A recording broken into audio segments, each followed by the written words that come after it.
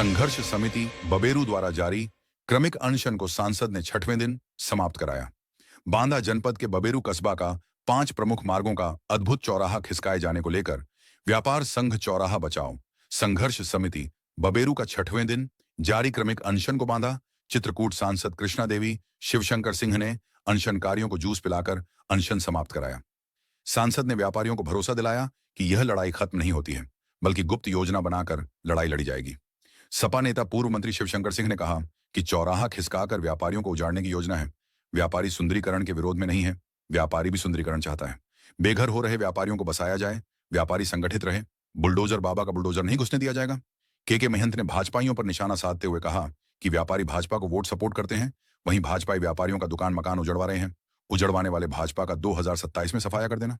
इस दौरान चौराहा बचाओ संघर्ष समिति अध्यक्ष ज्ञान प्रकाश आर्य, अमर पटेल समेत भारी संख्या में व्यापारी मौजूद रहे। अद्भुत न्यूज संवाददाता शिव विलास शर्मा।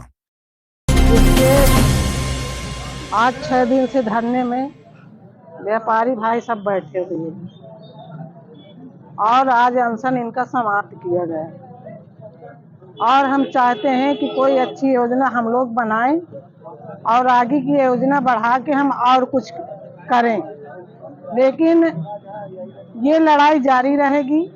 ये लड़ाई इस तरह से नहीं हम खत्म कर पाएंगे, क्योंकि जो मेन चौराहा है वहां से लिया जाए और चौराहा वहां बन रहा है। ये तो भाजपा सरकार जो लोगों को उत्पीड़न कर रही है, इनके आशियाने छीने जा रहे हैं, तो ये कभी लोगों के हित में काम कभी करती ही नहीं है भाजपा। और कहते हैं कि हम जनता के हित में काम कर रहे हैं, तो ये कभी लोगों का अच्छा काम नहीं किया है। चाहे युवाओं की नौकरी ले लो, चाहे किसानों को ले लो, चाहे खाद को ले लो, इस तरह से लोगों का उत्पीड़न होता है।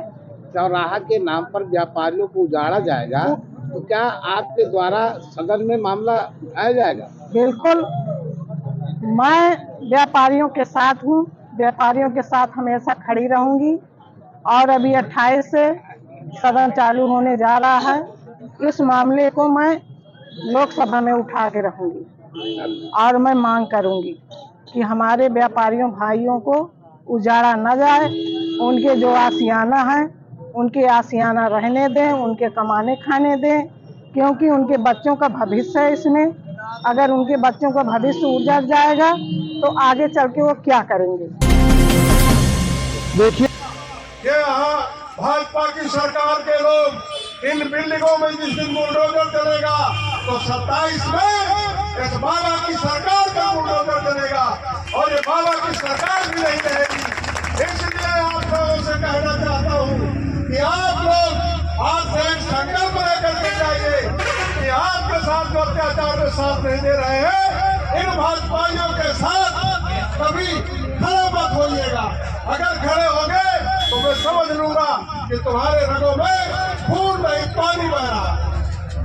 उन भाजपाइयों की भी नींद हराम हो गई कि ये व्यापारी क्या करने जा रहा है, और घर घर जा करके फिर उन व्यापारियों को तोड़ने का काम किया और आज धरना में वो व्यापारी फिर नहीं गया।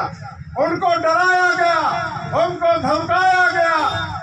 आज ये लड़ाई आगे हम अभी लड़ेंगे, हम शांत नहीं होंगे, लेकिन इन बेईमानों से हम सावधान होकर के लड़ेंगे।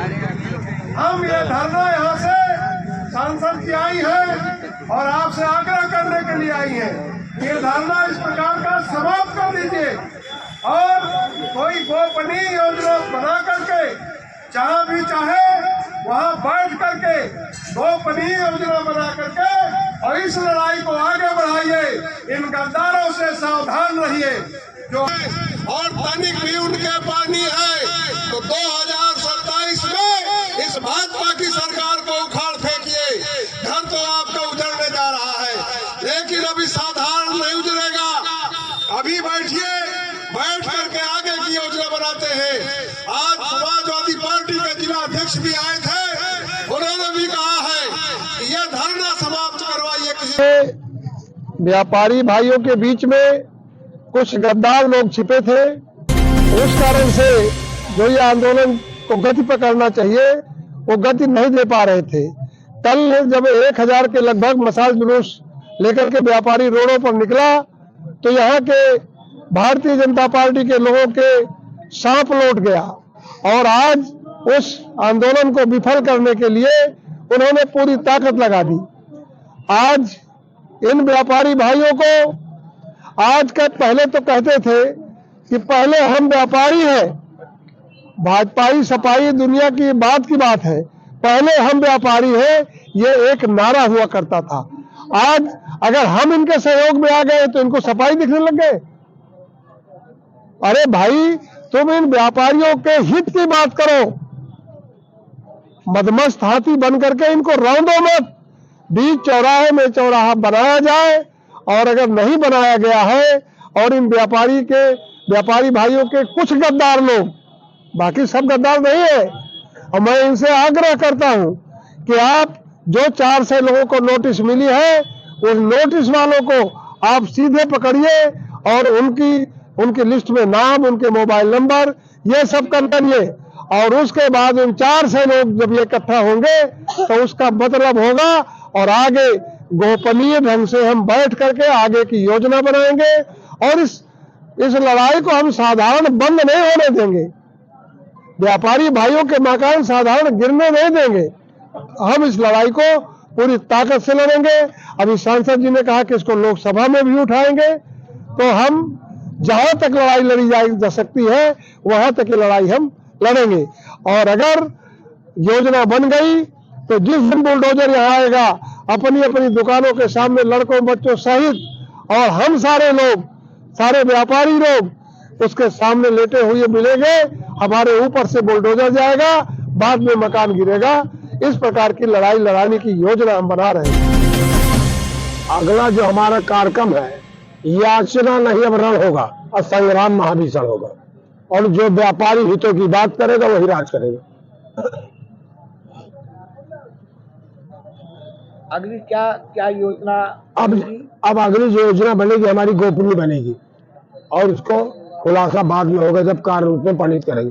क्योंकि कुछ लोग ऐसे हैं कि हमारे यहाँ भी जाते हैं वहां भी जाते हैं और यहाँ की बात वहां की बात, इसलिए मैं उसका भी खुलासा बाद में करूंगा।